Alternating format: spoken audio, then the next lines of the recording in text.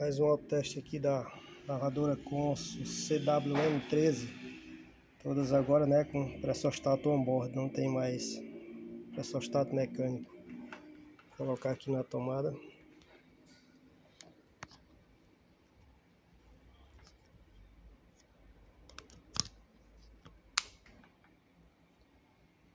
O teste ela é igual o da BWK12, viu?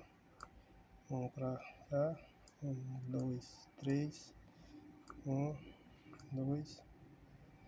Volta aqui. Apertou aqui já. Já iniciou. Teste das cargas, viu? Só um toque aqui, ó. Ela começa a lavar. E daqui ela já vai passar direto para a centrifugação.